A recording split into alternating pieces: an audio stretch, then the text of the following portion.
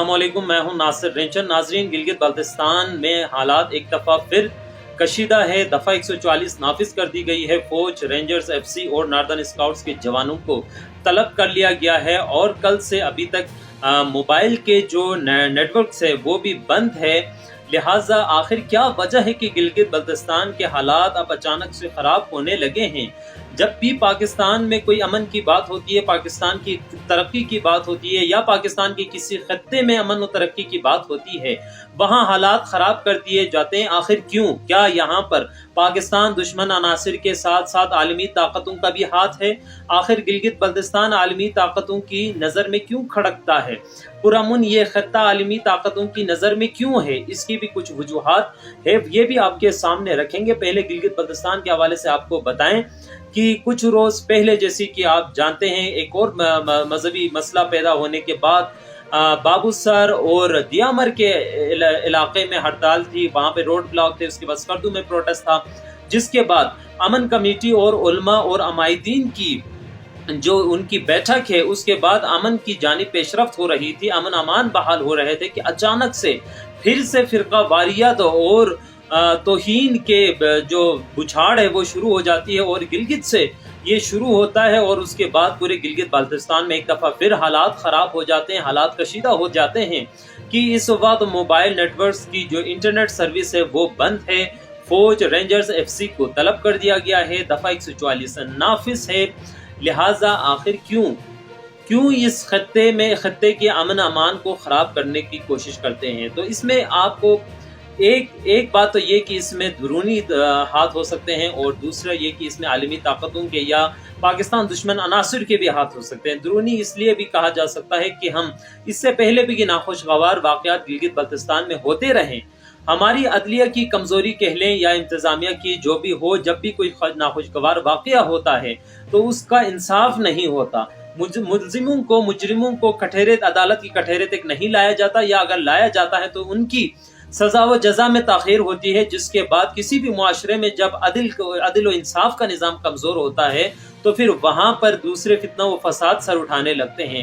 यही वजह है कि हमारे यहाँ भी, सिर्फ इस खत्ते में नहीं, पूरे पाकिस्तान की अगर आप बात करें तो अदलिया और अदल इंसाफ मिलना बहुत मुश्किल है। लिहाजा यही वजह है कि जराइम पेशा अनासिर और इसी तरह जो मुल्क के दुश्मन अनासिर है वो भी सर उठाते हैं और वो अपनी अहदाफ को आसानी तक पहुँच जाते हैं।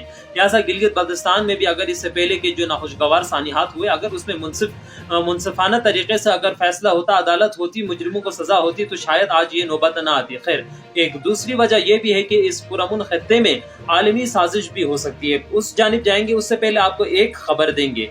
कुछ रोज पहले की खबर है कि तुर्खम के रास्ते चीन का पहला तिजारती काफिला अफगानिस्तान पहुंच गया है। पाकिस्तान मीडिया है, उनकी रिपोर्ट के मुताबिक चीन और अफगानिस्तान के दरमियान पाकिस्तान के रास्ते ट्रांजिट ट्रेड का आगाज हो गया है और चीन का पहला तिजारती कारवान तुर्खम के रास्ते अफगानिस्तान दाखिल हुआ है। रिपोर्ट के मुताबिक तुर्खम पर इस हवाले से होने वाली एक तकरीब में ट्रांजिट ट्रेड के director Peshawar custom collectors, Pakistani अफवाज, NLC, अफगानिस्तान कस्टम के हुक्काम और पाक अफगान चैम्बर ऑफ कॉमर्स के अहदेदारों ने शिरकत की और कहा कि इससे चीन, पाकिस्तान, अफगानिस्तान और सेंट्रल एशिया की रियासतों के दरमियान तिजारती ताल्लुकात की एक नई राह खुलेगी।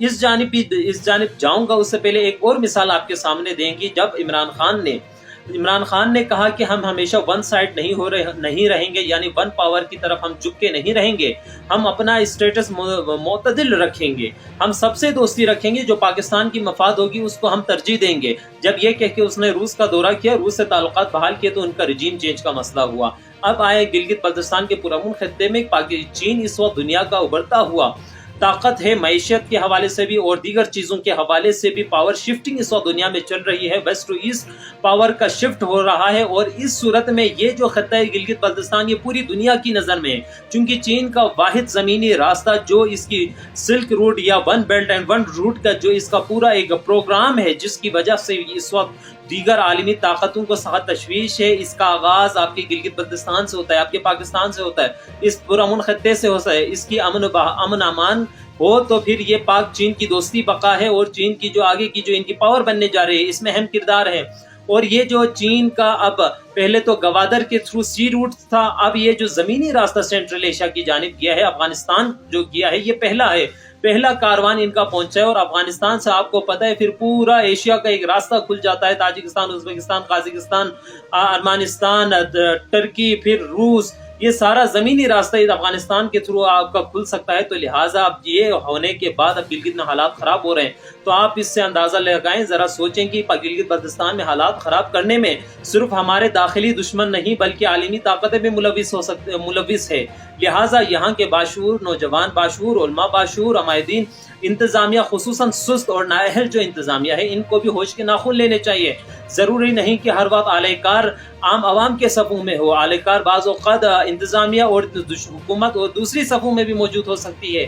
لہٰذا سب پر نظر رکھ کر اس پرامن خطے کی امن و امان کو واپس لانا چاہیے، اور جو بھی مسئلے مسائل ہے اس کو افہام و تفہیم کے ذریعے حل کرنے کی کوشش کی جانی چاہیے، چونکہ جو مذہبی تنازعات ہے، جو مذہبی مسائل ہے، یہ آج کی پیدا کردہ نہیں ہے، یہ سالوں سال سے ہے، 1400 سال سے ہے، اس کو آپ ایک لخت ختم نہیں کر سکتے۔ لہٰذا اس کو افہام و تفہیم کے ذریعے، بات چیت کے ذریعے ہی اس کی حل ممکن ہے۔